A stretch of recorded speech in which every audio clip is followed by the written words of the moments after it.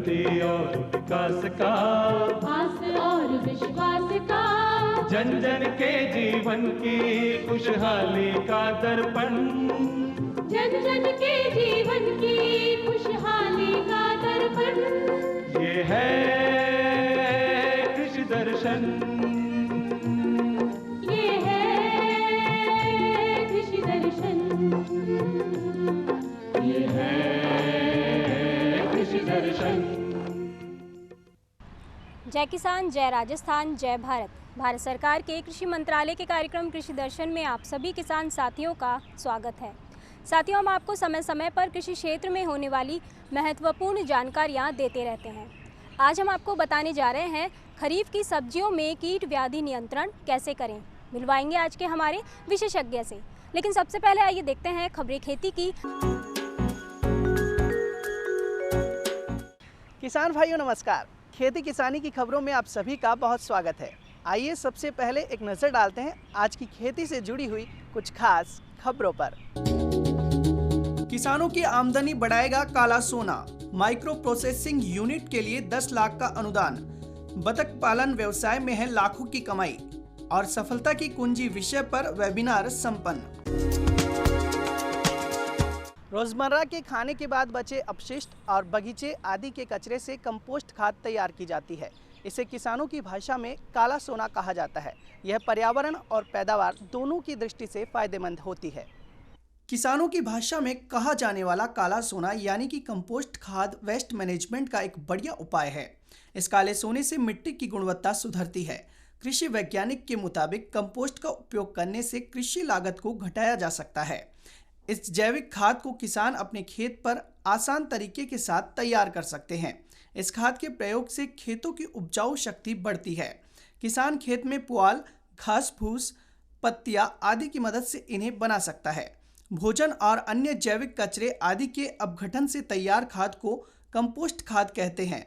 ये जैविक क्रियाओं के चलते तैयार होती है, इसलिए इसे जैविक खाद भी कहा जाता है। खाद बनाना कार्बनिक पदार्थों जैसे कि पत्तियों और बचे हुए खाद्य सामग्री को एक जरूरी उर्वरक में बदलने की प्राकृतिक प्रक्रिया है। सही तरह से बनाने पर यह मिट्टी और पौधों को समृद्ध कर सकता है। इससे फसलों के लिए जरूरी नाइट्रोजन, फास्फोरस और पोटेशियम आदि तत्व मौजूद होते हैं। साथ ही मिट्टी में जल को सोखने की क्षमता बढ़ती है। इससे मिट्टी की गुणवत्ता में सुधार और कटाव कम होता है। केंद्र सरकार 2 लाख माइक्रो प्रोसेसिंग यूनिट निर्माण के लिए 10,000 करोड़ रुपए का अनुदान देगी। किसान भाई यूनिट लगाने के लिए 10 लाख रुपए तक का अनुदान लाभ प्राप्त कर सकते हैं। यह योजना सभी राज्यों के किसानों के लिए 2025 तक जारी रहेगी। कृषि क्षेत्र में माइक्रो प्रोसेसिंग यूनिट के निर्माण के लिए किसान को 10 लाख रुपए तक का अनुदान मिलेगा। योजना का संचालन इस वर्ष से 5 सालों के लिए किया जाएगा।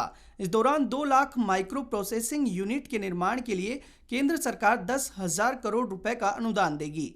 इस योजना के तहत कई योजनाओं का क्रियान्वयन किया जा रहा है। प्रधानमंत्री सूक्ष्म खाद्य उद्योग उन्नयन योजना इन्हीं में से एक है। इसके लिए सूक्ष्म उद्योगों की स्थापना की जाएगी। इस योजना के तहत लाभ लेने के लिए देश के अलग अलग जिलों से अलग अलग फसलों को चुना गया है। इसके जरिए किसी एक जिले का चयन कर वहां पर किसी एक फसल का उत्पादन बढ़ाकर उस फसल से संबंधित उद्योग वहां पर लगाया जाएगा, जिससे नए रोजगार मिल सकेंगे। योजना का उद्देश्य खाद्य प्रसंस्करण उद्योग से संबंधित असंगठित क्षेत्र में सुधार लाना है। आवेदन करने वाले किसान समूह और स्वयं सहायता समूह के माध्यम से इसका लाभ दिया जाएगा। योजना के तहत व्यक्तिगत उद्यमी और सहकारी संस्थाएं भी आवेदन कर सकती है। मांसाहार और अंडे की मांग लगातार बढ़ती जा रही है। ऐसे में किसान भाई बतख पालन को व्यवसाय के रूप में अपना सकते हैं। इस व्यवसाय में सबसे ज़्यादा नुकसान बतख की बीमारी आने पर और मौत होने पर होता है। किसान के लिए बतख पालन एक फायदे का व्यवसाय बनता जा रहा है। आज देश भर के युवा इससे व्यवसाय के जरिए रोजगार प्राप्त कर रहे हैं। बतख पालन करने वाले किसान को साफ सफाई खास तौर से ध्यान रखना जरूरी होता है। एक बार बतख के बीमार पड़ने का सिलसिला शुरू हो जाता है तो उसके बचने की संभावना कम हो जाती है।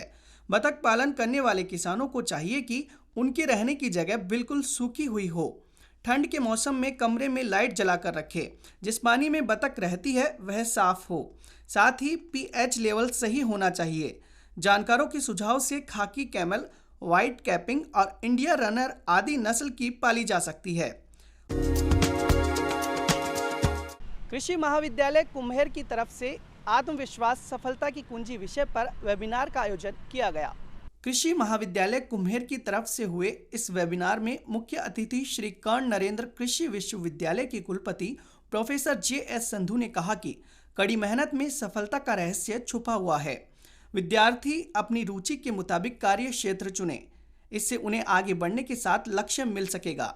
इस मौके पर मुख्य वक्ता भरतपुर जिले के पुलिस अधीक्षक देवेंद्र कुमार बिश्नोई ने कहा कि सकारात्मक सोच हमारी कार्य क्षमता को बढ़ाती है। कार्यक्रम के आयोजक कृषि महाविद्यालय कुम्हेर के डीन उदयभान सिंह ने कहा कि विद्यार्थी मोबाइल के अनावश्यक उपयोग से बचे। कार्यक्रम का संचालन डॉक्टर N.C. पंत ने किया। डॉक्टर राजकुमार मीणा से धन्यवाद ज्ञापित किया। किसान भाइयों, खबरें खेती की में आज इतना ही। आप देखते रहिए कृषि दर्शन। नमस्कार। कार्यक्रम में आपका फिर से स्वागत है। साथियों, इस समय बरसात का मौसम चल रहा है और इस बारिश के मौसम में वातावरण में नमी बनी रहती है। तेज धूप होने से तापमान भी बढ़ जाता है। ऐसे में कीट और रोगों के पनपने का उन्हें मौका मिल जाता है। इसलिए ज़रूरी है कि हमारे किसान भाई इस मौसम में अपनी फसलों की खास देखभाल करें। आइए विस्तार से जानकारी लेते हैं खरीफ की सब्जियों में कीट व्याधि नियंत्रण कैसे करें। आज के हमारे विशेषज्ञ सुरेंद्र कुमार हरिद्वार से।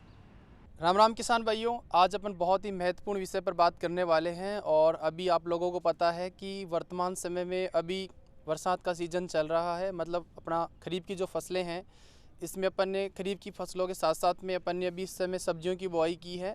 और इस समय जो किसान भाई सब्जियों का यूज करते हैं या जो खेतों में लगाते हैं वो सबसे ज़्यादा कुकरबिट्स जो कि एक सबसे बड़ा सब्जियों का कुल है, जिसमें अपन टिंडा है, लौकी है, तुरई है, इसके साथ में कद्दू है, इन सबको इस समय अपन लगाते हैं। इसी के साथ साथ में अपन गवार की फसल है जो कि अपन दाने के लिए भी लेते हैं और सब्जी के लिए भी लेते हैं। इसी के साथ में लोबिया की फसल है जिसको अपन दाना और सब्जी दोनों के लिए उद्देश्य से अपन लगाते हैं। इसी के साथ साथ में किसान भाई अपने जो सबसे ज़्यादा चयन करते हैं मतलब सब्जियों में, वो जैसे अभी इस समय खरीफ का जो प्याज है उसकी भी बुआई हो चुकी है। इसी के साथ साथ में अपन वर्तमान समय में प्याज के साथ साथ में जब दूसरी और फसलें अपनी बहुत ही मज़ेदार फसलें जो आपकी इस समय लगाई जाती हैं सब्जियों के लिए, उसमें अपन जो टमाटर है, बैंगन है, मिर्च है, इनका भी अपन इस समय यूज करते हैं, मतलब लगाते हैं। और इस समय आप जब देखते हैं कि क्योंकि वायुमंडल में अपनी जो ये भूमि है इसके ऊपर बहुत ज़्यादा आर्द्रता इस समय हो जाती है। और आर्द्रता के कारण क्या होता है कि बहुत सारे कीट हैं, उनका प्रजनन काल बढ़ जाता है। आप लोग देखते हैं कि इस समय बहुत ज़्यादा मतलब कीटों का आक्रमण फसलों में देखने को मिलता है। उसी में आज अपन बहुत ही महत्वपूर्ण फसलों में अपन चर्चा करने वाले हैं कि कुकरबिट्स में कौन कौन से कीड़े आपको नुकसान पहुंचाने वाले हैं।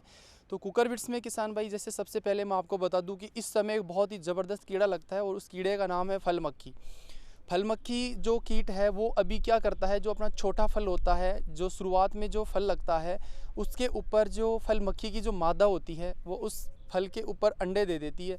अंडे देने के बाद में उस फल से छोटे छोटे मैगट निकलते हैं, छोटे छोटे कीड़े निकलते हैं, लार्वा टाइप के कीड़े निकलते हैं और उस फल को खा करके शुरुआती अवस्था में ही वो बहुत ज़्यादा नुकसान पहुंचाते हैं। तो अपन इस कंडीशन में क्या करें किसान भाई, सबसे महत्वपूर्ण बात यह है कि जब इस प्रकार के जो कीट आपको नुकसान पहुंचा रहे हैं उन कीटों से बचाने के लिए सबसे पहले तो जो अपना खेत है उसमें 15 से 20 जगह अपन फेरोमोन ट्रैप होता है जो कि नर कीट को आकर्षित करता है, वो जगह जगह अपन लगा देते हैं। तो फल मक्खी के जो नर कीट हैं वो सारे के सारे उसमें जाकर के फंस जाते हैं, ट्रैप हो जाते हैं। ये प्राकृतिक रूप से अपन नियंत्रण कर सकते हैं। इसी के साथ में अपन क्या करेंगे किसान भाइयों, जो ताज़ा गोबर होता है, चाहे से भैंस का हो चाहे से गाय का हो, कुछ जगह पे अपन छोटे छोटे उसके मतलब टुकड़े रख देते हैं खेत में। तो बहुत सारी जो फल मक्खी है वहाँ पर अंडे देने के लिए आती है। उस गोबर के ऊपर अपन कोई भी कीटनाशक जैसे इमिडाक्लोप्रिड है, थायोमेथोक्साम है, या आपका इसके साथ में अन्य जो विशेष प्रकार के कीटनाशक जो भी आपको बाज़ार में सस्ते रूप में उपलब्ध होते हैं या आपके निकटतम जो उपलब्ध होते हैं, उस गोबर के ऊपर अपन छिड़क देंगे। तो जैसे ही फल मक्खी उसके ऊपर आकर के बैठेगी या जो अंडा देगी तो उसका जो अंडा है या फल मक्खी है उस कीटनाशक के कारण क्या हो जाएगी, आपकी मर जाएगी। तो ये अपन घरेलू उपाय है या अपन जो रासायनिक उपाय है उसको अपन यूज कर सकते हैं। इसी के साथ साथ में ध्यान रखते हुए एक दूसरा कीड़ा होता है आपका, जिसको अपन बोलते हैं रेड पम्पकिन बीटल। ये रेड पम्पकिन बीटल इतनी बड़ी समस्या इस देश में बन चुकी है अभी कि पूरी दुनिया के सामने एक बहुत बड़ा चैलेंज बन गया है कि इसका कंट्रोल कैसे किया जाए, इसका नियंत्रण कैसे किया जाए। तो क्योंकि ये जो कीट है आपका रेड पम्पकिन बीटल, एक लाल रंग का सुनहरा कीड़ा होता है। ये कीड़ा क्या होता है, शुरुआती अवस्था में जब छोटे पौधे होते हैं आपके 3 से 4 पत्ती जब आपकी सब्जियों की होती है, उस समय उसको खा करके छलनी नुमा बना देता है। उसका जो पूरा ग्रीन पार्ट होता है, हरे वाला भाग होता है, उसको पूरे को खा करके एकदम छलनी नुमा बना देता है। ये कीड़ा आज सभी दवाइयों के प्रति रेसिस्टेंट भी हो चुका है। रेसिस्टेंट का मतलब ये है दोस्तों कि इसको जब अपन डालते हैं तो आपका जो मतलब कीड़ा है वो मरता ही नहीं है। इस कीड़े को मारने के लिए अपन क्या करें, शुरुआती अवस्था में जो अपने राख होता है उसका भी अपन स्प्रे पौधों के ऊपर कर सकते हैं। दूसरा, अपन डीजल जो आपके होते हैं उनको राख के अंदर थोड़ा सा मिला करके उसका भी जगह जगह अपन रख देंगे तो उसकी जो महक है, उसकी जो स्मेल है, उससे भी वो नहीं आ पाएगा। दूसरा, आप कोई भी जैसे कार्बोफ्यूरॉन नाम का कीटनाशक मार्केट में मिलता है, उसका अपन छिड़काव कर देते हैं तो उसके छिड़काव से भी उसका कंट्रोल बहुत शानदार तरीके से किया जा सकता है। यदि अपन शुरुआती स्टेज में इसका कंट्रोल करते हैं तो आगामी जो इसकी संख्या है उसको अपन कंट्रोल कर सकते हैं, नियंत्रण में कर सकते हैं। इसके लिए अपन क्या करेंगे कि जब शुरुआती अवस्था में जैसे ही कीड़ा आपका आक्रमण करता है प्रारंभिक अवस्था में, उसको उसी समय अपन यदि उसका कंट्रोल करते हैं तो आपकी समस्या नहीं आने वाली है। यस, इसके बाद में तीसरे नंबर का जो कीड़ा है दोस्तों, इस समय आपके लाल मकड़ी जो आपकी होती है, उस मकड़ी का आक्रमण भी बहुत ज़्यादा होता है। और लाल मकड़ी को जब आप खेत में जाके देखेंगे किसान भाइयों, तो जो आपका पौधा होता है उसके नीचे की ओर वाली जो पत्ती होती है उसमें वो छुपी हुई रहती है और वो पूरी फसल के ऊपर एक जाला बना करके उसको एकदम मतलब उसकी जो वृद्धि है उसको रोक लेता है। मतलब उसकी जो वृद्धि है वो एक जगह स्टॉप हो जाती है आपकी, मतलब रुक जाती है। तो उस कीट के नियंत्रण के लिए भी अपन क्या करेंगे किसान भाइयों कि जो आपका थायोमेथोक्साम 30% है, इमिडाक्लोपिड 17.8% है, इसकी आधा ग्राम या आधा ml प्रति लीटर पानी में मिला करके अपन छिड़काव करते हैं तो शुरुआती अवस्था में आपकी जो मकड़ी है उसका आप कंट्रोल कर सकते हैं। क्योंकि मकड़ी जो आपका होता है ये रस चूसने के साथ साथ में आपकी जो फसल है उसकी वृद्धि को भी रोक देता है। क्योंकि जो आपकी सब्जी है उसका ऊपरी शीर्ष होता है, ऊपरी जो कलिका होती है, उस ऊपरी कलिका को मतलब जालनुमा बना करके उसकी वृद्धि को रोक देता है, स्टॉप कर देता है। तो ये जो उपाय है आपका थायोमेथोक्साम इमिडाक्लोपिड, इसका यूज करके अपन उसका कंट्रोल कर सकते हैं। इसी के साथ साथ में किसान भाइयों एक और जो आपका कीड़ा है, एक बहुत छोटा एक रस चूसक कीड़ा आता है जो कि आपने प्रमुखतया खरीफ रबी की फसलों में देखा होगा कि सरसों के अंदर एक काले कलर का मोइला आता है, एक हरे कलर का मोइला आता है। ये मोइला क्या करता है, जो आपकी फसल होती है उसका रस चूस करके आपकी जो फसल है उसको कमज़ोर कर देता है। क्योंकि जो पौधे के अंदर पोषक तत्व आते हैं जड़ों के माध्यम से, उस पोषक तत्व को ये जो आपका कीट है रस चूस करके उसका हानि है उसको बहुत ज़्यादा बढ़ा देता है। मतलब जो हानि का परसेंटेज है, प्रतिशत है, उसको ज़्यादा बढ़ा देता है। क्योंकि ये जाइलम फ्लोएम जो आपकी क्रियाएं पौधे के अंदर हो रही हैं, जिसके माध्यम से आपके पौधे में न्यूट्रेंट्स पहुंच रहे हैं, उस न्यूट्रेंट्स को ये रस चूस करके सारे जो पोषक तत्व है उसकी कमी पौधे में आ जाती है। पौधा पीला पड़ करके कमज़ोर रह करके उसमें फल और फूल है उनकी संख्या कम होने के कारण आपकी जो पैदावार है उसमें बहुत ज़्यादा विपरीत प्रभाव पड़ता है। तो अपन जब शुरुआती अवस्था में आपका ये जो कीट लगता है, इस रस चूसक कीट के लिए अपन कोई भी सर्वांगी कीटनाशक, जो कि सर्वांगी कीटनाशक में अपन बात करें किसान भाइयों, जैसे एक आपका मेलाथियोन होता है, एक आपका इमिडाक्लोपिड होता है जो कि 17.8% और 30% जो आपका मार्केट में उपलब्ध होता है। बाज़ार में निकटतम जो आपकी खाद बीज की दुकानें हैं वहाँ आपको उपलब्ध होता है, सोसाइटियों में उपलब्ध होता है। उसको ला करके अपन जब शुरुआत में उसका छिड़काव करें, उसके बाद 10 दिन बाद में उसको जब दोबारा से अपन डालते हैं तो उससे क्या होता है कि इसका जो कंट्रोल है वो बहुत आसानी से और बहुत सही तरीके से आपका हो जाता है।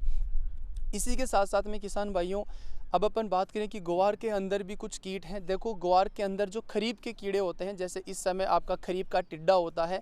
खरीफ का टिड्डा एक ऐसा कीड़ा है दोस्त किसान भाइयों जो सभी को खा करके मतलब नष्ट कर देता है। यानी सर्वहारी कीट होता है जो सभी पार्ट को खा जाता है, चाहे से पत्ती हो, चाहे से पौधे का वानस्पतिक वर्दी वाला भाग हो, सभी को खा करके नष्ट कर देता है। इसी के साथ साथ में अभी जो अगस्त महीना आपका चल रहा है, इस समय एक कातरा नाम का कीट होता है जो सुनहरी कलर की एक सुंडी होती है जिसके ऊपर रोएदार बाल होते हैं। ये कीड़ा इस समय आपका आक्रमण करने वाला है या कुछ क्षेत्रों में इसका आक्रमण हो भी प्रारंभ भी हो चुका है। तो उसके कंट्रोल के लिए आप क्लोरोपाइरीफॉस, क्यूनालफॉस नाम की जो दवाइयाँ आती हैं आपकी, क्विनालफॉस 25 किलो जो डस्ट पाउडर आता है, आपका चूर्ण आता है, उसका प्रति हेक्टेयर छिड़काव करते हैं तो उससे उसका कंट्रोल किया जा सकता है, उसको अपन मारा जा सकता है। लेकिन अधिक संख्या में यदि उसका आक्रमण हो गया है तो उसके नियंत्रण में थोड़ी ज़्यादा कठिनाई आती है।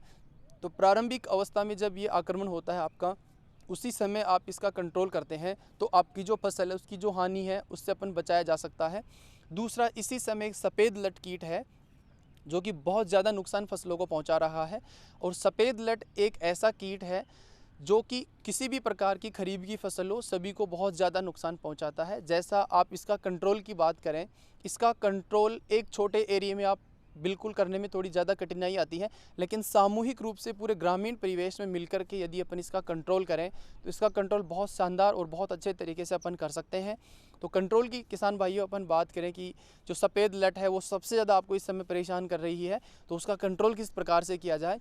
तो अपन जब देखते हैं किसान भाइयों की जब शुरुआत में 25 मई के आसपास या जून के पहले सप्ताह में जब बारिश आती है, तेज़ बारिश आती है, तो शाम को 7:45 बजे 7:45 के बाद में बहुत सारे प्रौढ़ मतलब भ्रंग आपके निकलते हैं। और निकटतम जो पौधा होता है आपका, चाहे से निकटतम खेजड़ी का पौधा हो, चाहे से सहतूत का पौधा हो, चाहे से बेर का पौधा हो, चाहे से नीम का पौधा हो, इनमें उसके जो भ्रंग है वो उसके अंदर बहुत सारे इकट्ठे हो जाते हैं, उसको खाते हैं और मादा के साथ में क्रॉस करते हैं, निषेचन करते हैं। निषेचन के बाद में नर कीट आपके होते हैं वो मर जाते हैं और मादा कीट है वो आसपास के 150-200 मीटर का जो एरिया होती है जहाँ ब्लूई मिट्टी आपकी होती है, रेतीली मिट्टी होती है, वहाँ पर भूमि में जा कर के अंडे दे देती है। अंडे देने के बाद में 15 से 20 दिन बाद में उन अंडों से आपकी छोटी छोटी लट निकलती है। जब वो शुरुआत में छोटी लट निकलती है उसके नियंत्रण के लिए आप यदि कोई कीटनाशक डालते हैं, जैसे इमिडाक्लोप्रिड डालें, चाहे से फिप्रोनिल डालें, या इसके अलावा आप जैसे थायोमेथोक्साम डालें, तो उस समय जब अपन दवाई डालते हैं तो उससे इसका कंट्रोल हो जाता है। लेकिन जब शुरुआत में प्रारंभिक अवस्था में छोटी लट होती है, उसके बाद में यदि अपन सेकंड स्टेज में उसका कंट्रोल करें तो कंट्रोल में थोड़ी सी समस्या अपने को आती है। लेकिन जब तीसरी और चौथी अवस्था, क्योंकि इस समय उस लट की चौथी अवस्था आपकी आ चुकी है, तो इस समय बहुत महंगे कीटनाशक किसान भाई खेतों में डालते हैं, लेकिन उनको उसमें कंट्रोल में आराम नहीं मिल पाता है, या प्रारंभिक रूप से अपन देखें तो उनको पूर्णतया उसका कंट्रोल नहीं मिल पाता है। तो ऐसी कंडीशन में अपन क्या करते हैं कि जैसे ही अभी उसके जो 4th स्टेज है उससे प्रौढ़ का निर्माण होगा और वो भूमि में चले जाएंगे। भूमि में जाने के बाद में वापस नेक्स्ट ईयर आपके जब 25 मई के लगभग बारिश होगी या 1 जून में आपकी बारिश होगी, उस समय वो बाहर निकलेंगे।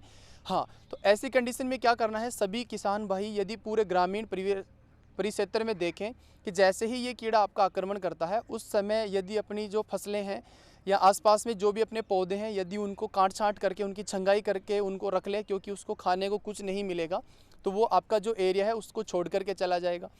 दूसरा, अपन बात करें कि जब आपकी प्रारंभिक अवस्था में जब बारिश होती है, 25 मई के लगभग बारिश होती है, उस समय जब भ्रंग बाहर आते हैं तो अपन एक जो लाइट फेरोमेन जो होते हैं, लाइट ट्रैप जो आपके होते हैं, लाइट ट्रैप जिसको आप बोलते हैं, लाइट जला करके उसके नीचे पानी की परात रख करके उसमें केरोसिन डीजल मिला करके रख देंगे तो सारे जो भ्रंग है उस पानी में आकर के गिर जाएंगे और उनका कंट्रोल किया जा सकता है।